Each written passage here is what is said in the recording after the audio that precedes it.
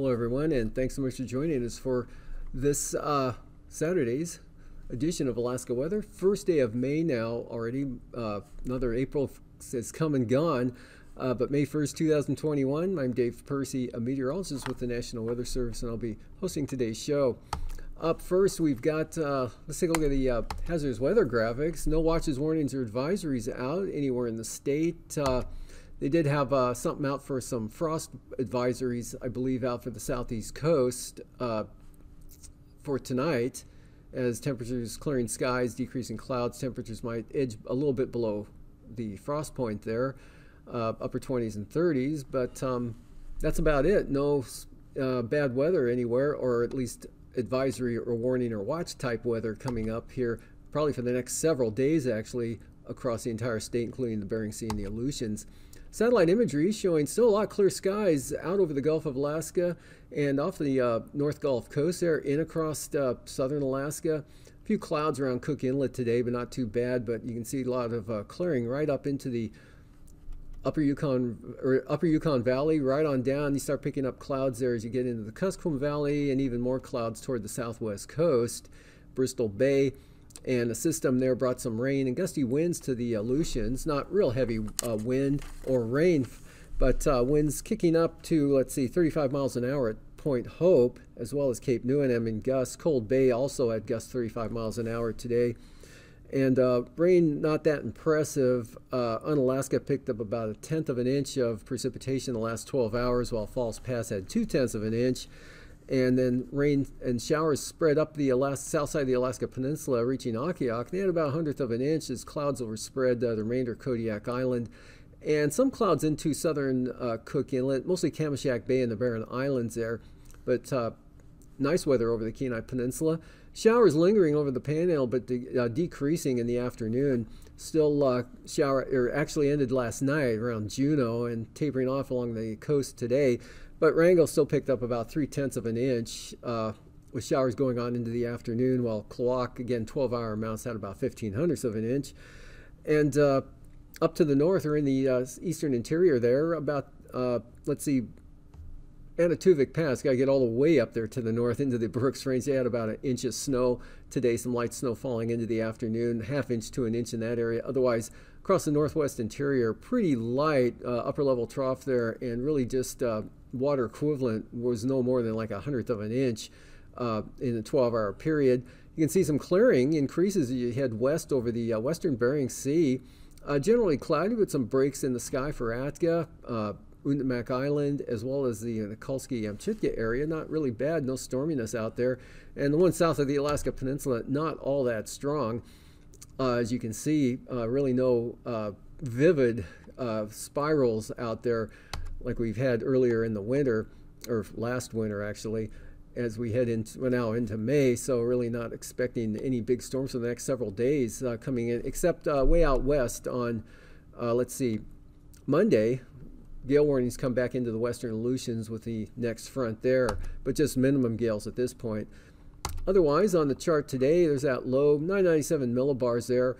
Enough, as I mentioned, to kick the winds up to, enough of a gradient to kick the winds up to 35 miles an hour in gusts. Again, Cold Bay, Cape Neuenham, and Port Hayden, with that light rain condition getting up to southwest Kodiak Island, across the Alaska Peninsula, eastern Aleutian areas, scattered showers around the Pribilofs, and widely scattered showers along and just north of the Aleutians, mostly more miss than hit for that shower activity out there. And then even more clearing up to the north there. And clouds scattered across southern Alaska with some clearing. A lot of that white is, on this visible imagery, is the snow in the mountains there in the North Gulf Coast areas. But central interior, not bad today, weak high pressure, but mostly cloudy skies. That surface high sitting under an upper level trough, and that kind of indicates cold temperatures, and you have a surface high under an upper level low. And it was down to almost 0 up along the northwest coast. Let's see, Point Hope was down to 3 degrees for an overnight low here on May 1st, and Point Lay had 1 above 0. 17, I believe, in Bethel today, and down around 20 in the east side of Anchorage.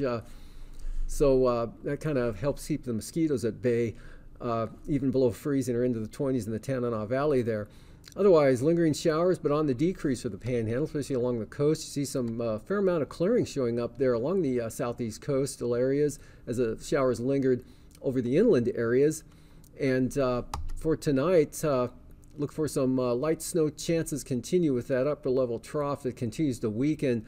You'll keep it mostly cloudy for the North Slope and Arctic coast. Actually, it could be some flurry conditions, very light, but mostly on the east side, the best chance of seeing that, and it won't amount to much at all. East-southeast flow will keep periods of light rain and clouds for Kodiak Island, with showers slipping on up to possibly into Kachemak Bay, definitely Kamishak Bay, and some of that might slide up into Resurrection Bay, into the Kenai Peninsula, western Prince William Sound, Passage Canal, Whittier, maybe Portage, but northern Cook Inlet dry, and the interior dry with variably cloudy to mostly clear skies up to about the Brooks Range, and dry now for the Panhandle with decreasing clouds, allowing the temperatures to drop below freezing, and low pressure out there over the eastern Bering Sea with several troughs spinning around that center, bringing surges of rain and snow showers in southward to the central and eastern Aleutians. And those winds are actually going to increase to gale force. That gradient gets a little tighter with high pressure building over the western Bering into the Russian Far East. The low staying put southwest of Kodiak Island. So we're looking at minimum gales there for the northern Bering Sea, St. Matthew Island tomorrow with a little bit colder air. So snow or snow showers there will become mixed with rain as you head down toward the Pribilofs. And AKwx may escape the day with no precipitation tomorrow, maybe some sunshine. Atka a better chance of rain and snow showers, eastern Aleutians. Small craft advisories in those areas. Light winds for the southwest coast. Southern Alaska looking for more clouds than what we saw today, and a little bit better chance of some scattered rain or snow shower activity. Best chance along the North Gulf Coast, southern Kenai Peninsula, western Prince William Sound area. Periods of rain Kodiak Island, and showers again possibly for the Panhandle. Probably overdone there. I think it'll be more less than what's shown there, with the main rain area, that front staying off the coast. Then we'll see kind of weak high pressure for Monday, partly sunny skies with the rain there holding off until probably Monday night, Monday evening there for the Panhandle, and just a chance of rain along the North Gulf Coast, right along the immediate coastline. A little bit better chance southern Kenai Peninsula areas. Kodiak Island, periods of rain, fog, light winds though, and periods of rain and showers for Bristol Bay, just a chance, but probably likely there for the Alaska Peninsula. Definitely the eastern Aleutians with the gusty winds, maybe up to 35 knots possibly, or 30 knots there for the Fox Islands out of the northwest. Definitely gale force gusts there. And then that next system out to the west, bringing gale force winds into Shimmy and Attu in the afternoon. Otherwise, the eastern northern Bering Sea looking not too bad wind-wise, just some scattered rain and snow shower activity, and mostly cloudy skies. Northern interior looking good. Chance of flurries along the central Arctic coast, central to the, say, Dead Horse area, give or take there, not Barter Island. I think they'll stay to the north of that area. Anyway, moving on to the lows for tonight, in the 30s for the Panhandle. Mid-20s, Copper River Basin, Susitna Valley, Matanuska Valley, into the upper 20s, Kenai Peninsula. Probably won't see the upper teens you saw down around the central Kenai Peninsula like you saw this morning, but mid-30s for Kachemak Bay, Homer, Bristol Bay, and upper 30s Kodiak Island. Mid-20s Kuskokwim Valley, northern areas. 15 to 25 central interior, single numbers along the Brooks Range, possibly a little below zero for the western North Slope, but generally 5 to 15 for the Arctic coast, down into the Bering Strait, lower 20s St. Lawrence Island, lower 30s excuse me, for the Bering Sea and the Aleutians. Mid to upper 30s Alaska Peninsula. Highs tomorrow 40s to mid 50s southern Alaska, lower 40s Kodiak Island, near 50 along the coast, lower 50s for the Panhandle, and 50 to 55 there, even maybe upper 50s. Maybe some areas pushing 58, 59, possibly even 60 there over the eastern interior, 56 for Fairbanks, mid-40s for the Koyukuk Valley, and lower 20s for the Arctic coast. Mid to upper 20s there, Seward Peninsula, kind of a range there, 27 Shishmaref, 40 degrees at Nome, 33 St. Lawrence Island, upper 30s Pribilofs near 40, or into the lower 40s for the Aleutians, mid-40s Alaska Peninsula, but 51 at King Salmon.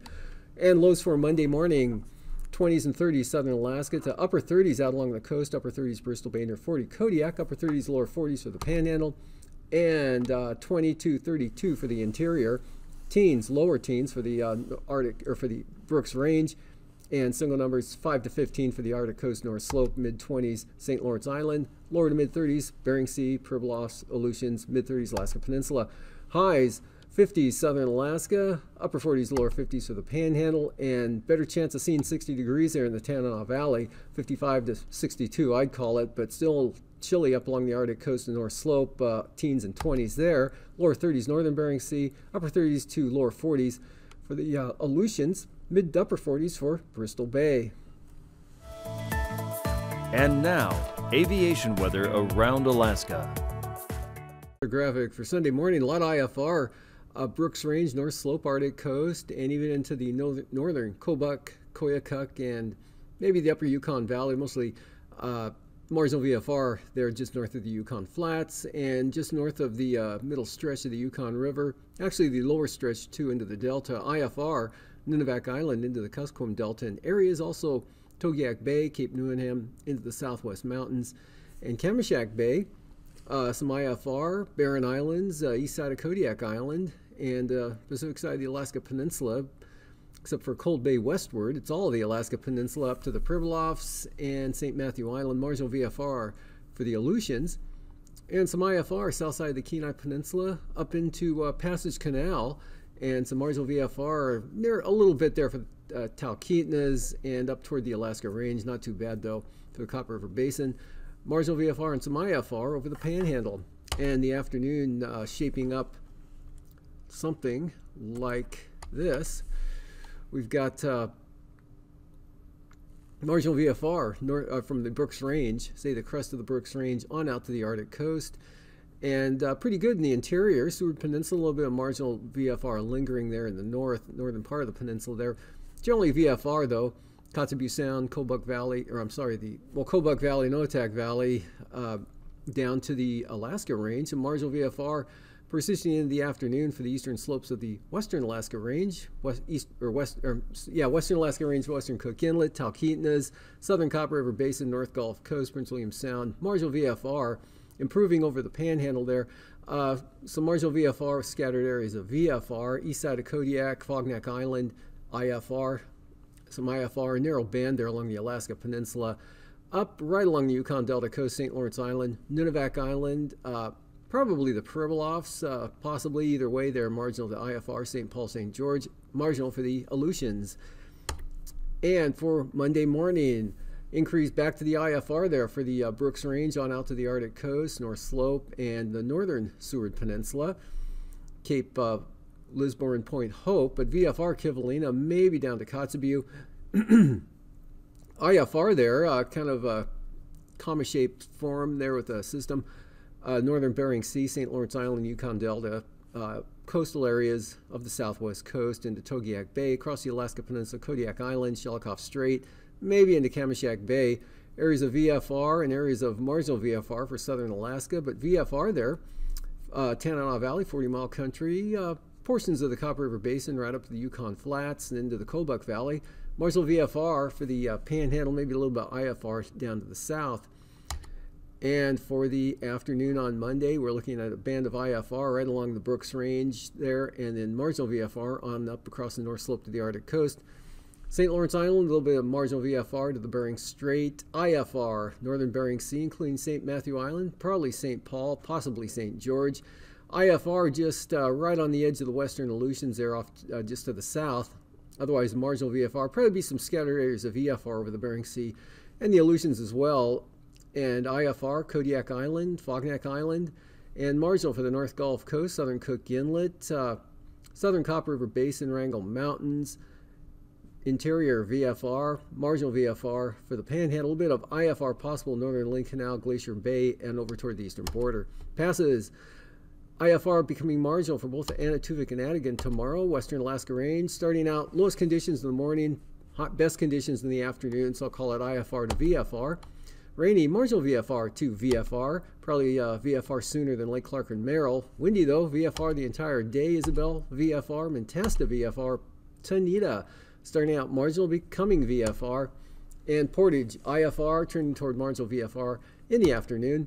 And Chilkoot and White, same pattern, IFR to start, marginal VFR to end through the afternoon. Freezing levels at the surface there, just north of the North Gulf Coast and north of the southwest interior there, northern Kuskokwim Valley, and about the same spot it was yesterday in the Bering Sea, 2,000 feet up into the Kuskokwim Delta, across the St. Lawrence Island area, southern Panhandle.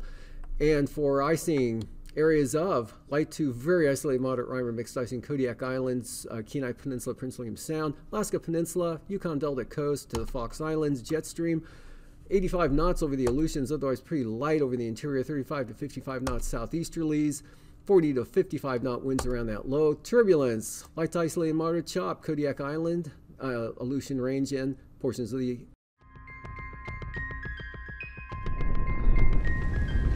Space weather affects technologies.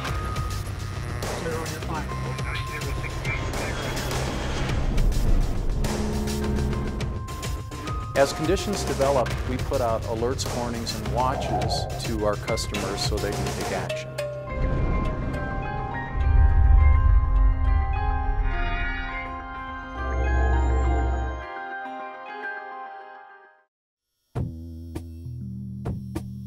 The Space Weather Prediction Center has had a long-standing relationship with the power industry, so they've been aware that solar storms, the geomagnetic storm piece of that, can affect the operation of their systems and induce extra currents and loads on those systems that can either trip those systems offline or in the worst of cases, cause damage.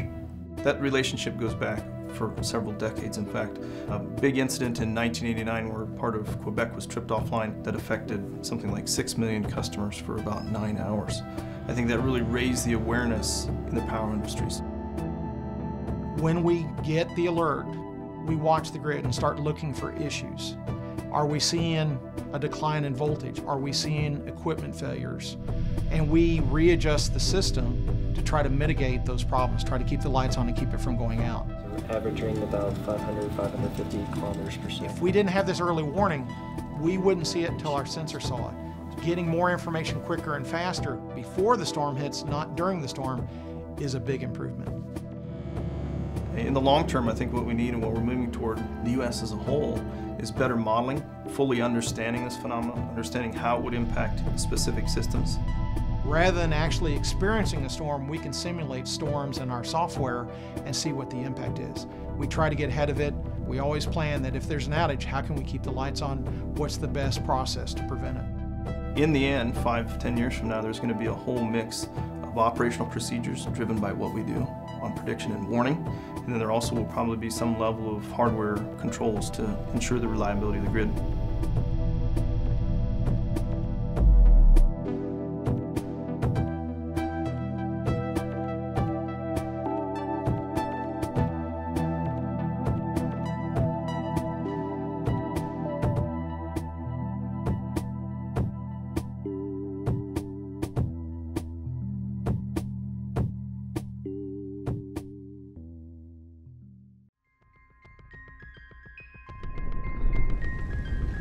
Space weather affects technologies.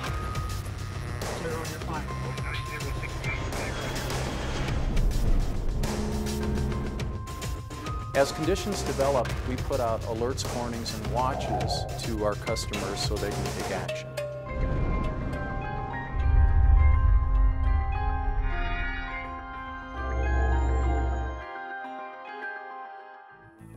There's different types of impacts on communication systems, and the HF we call the high frequency, which is that band of communications 3 to 30 megahertz. But it's a very important band of radio communication because it's used widespread. It's used, for example, by the airlines. HF radio is most commonly used for position reporting when you're going across the ocean airspace, which is devoid of radar. And ATC can't see you, so it's up to you to report your position and your altitude and your speed. HF works great most of the time, except during a big flare. And during a big flare, that HF communication capability could be gone within a minute or two. So as soon as we see something happening in there, or we see a flare, it's one of the first things we do is alert the aviation community, hey, big flare, HF's going to be impacted. Once we know that there's an event going on, then the aviation industry and the airlines can react to that. They can alter their routes over the poles. They can lower the altitudes that they're flying at, or maybe decide not to fly at all in the interest of the passenger safety. So that's just one example of how HF is used, but the emergency response community will use it a lot too. It's one of their primary backups. When you've lost connectivity between certain government agencies, it gives you that long-range coverage to talk from out-of-state to federal governments or from the FEMA locations to the state emergency operations centers. So if you've got a big hurricane impact in the coastline, whatever big city, we've got the cell towers down and whatnot, we've got emergency communication folks in there. Those folks are very familiar with space weather and how it impacts their systems. Here in recent years, it was used during Katrina when we had a lot of communications outages down there. It was also used during Hurricane Ike. There was an outage of the telephone circuits with the Texas State Emergency Office, so it was used in both of those situations. So when we talk about backup, especially for the airlines, typically they'll have SATCOM, so it'll be satellite communication. The satellite technology that emergency responders use could be GPSs, could be satellite phones, satellite data terminals. Space weather events can impact SATCOMs. The impact can range from a nuisance to loss of a spacecraft. So we will give them the heads up. If we have space weather events, flares, whatnot, they need to know what's impacting their systems. Situational awareness is key. Time is of essence to these folks. Again, it's life and death.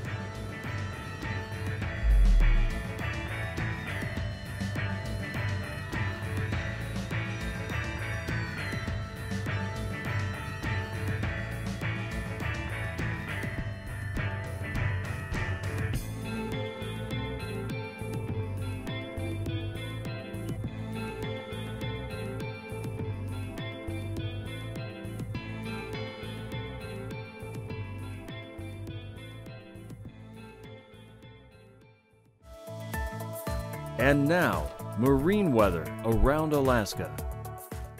Welcome back. Today's sea ice analysis.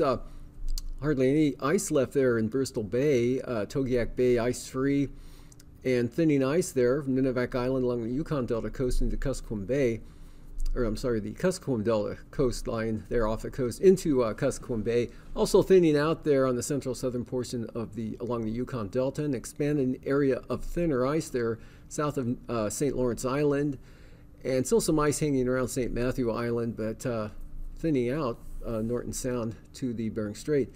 And from there, going to the coastal water forecasts for the Panhandle. Not too bad. We've got southeast at about 10 knots there for the Lynn Canal, Glacier Bay, Stevens Passage, seas 2 feet. Southeast 20 for Clarence Strait. Small craft advisories for the central and south coast. Southeasterlies tomorrow, 25 knots. Seas just under 10 feet. Southeast 20 knots for the north coast. And for Monday, north coast up to 30 knots from the southeast. That's good for small craft advisories. And south to southwest 20 knots on the south coast there. Seas around 10 feet, 11 feet north. And small craft advisories for Clarence Strait. Southeast 25 knot winds. Southeast 15 for Stevens Passage. Lynn Canal, south at 20, seas 4 feet. Prince William Sound, easterlies 15 knots, seas at 3 feet. Middleton Island zone there, eastern North Gulf Coast, east to 20.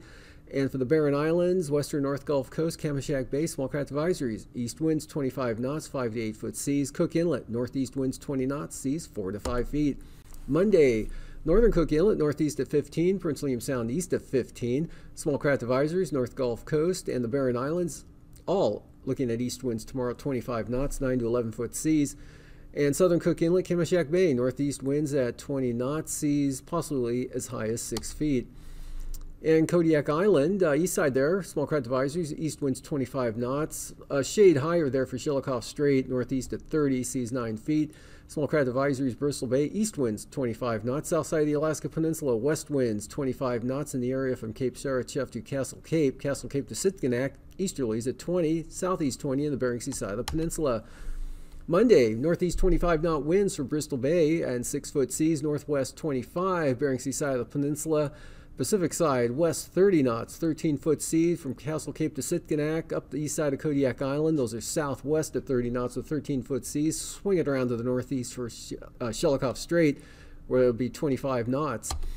And for the eastern Aleutians, eastern Aleutians will have west winds at 30 knots tomorrow, 8 to 10 foot seas. Adak and Atka northwest 25 to 30 knots, and Amchitka northwest at 20. Pretty light from Kiska to Shimianatu, really laying down to 10 knots, seas 5 feet or less.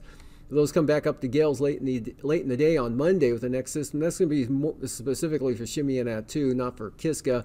But Amchitka and Kiska will be small craft advisories as they increase to 30 knots. West 25 to 30 knots, 8 Atka and Atka. And gale warnings. Fox Islands on Monday, northwest 35 knots with seas 13 to 17 feet. Southwest coast, north of Nunivak Island, east winds 25 knots, southeast 25. South of Nunivak Island, gale warnings still for St. Matthew Island, north 35 knots. West 20 for the Pribilofs. St. Lawrence Island, northeast at 30. And brisk wind advisories continue for St. Lawrence Island Monday, northeast 25, 20-knot winds to the southwest coast, down to 30 knots for St. Matthew Island, 20 knots out of the north of the Pribilofs with 11-foot seas. And central eastern Beaufort Sea coast tomorrow, light west breeze at 10 knots and east at 10 on the west side, turning northeast at 10 on down to Cape Thompson to Wales, northeast winds 20 knots. And this is what we have in store for Monday. From Wales to Cape Beaufort, north winds 20 knots. That's the windiest area of the zones there, with the western and central coast northeast at 5 to 10 knots. East-northeast 10 to 15 knots are for the eastern stretch of the coastline. For tonight, weak high pressure up there over the north slope, but upper level trough keeping it generally cloudy for the Arctic coast and portion of the north slope, but still a chance of some light snow or snow showers east side there. Otherwise fair as you head south, and shower chances increase along the south coast of the Kenai Peninsula, Resurrection Bay, possibly up into Passage Canal, maybe Whittier, and along the southwest interior.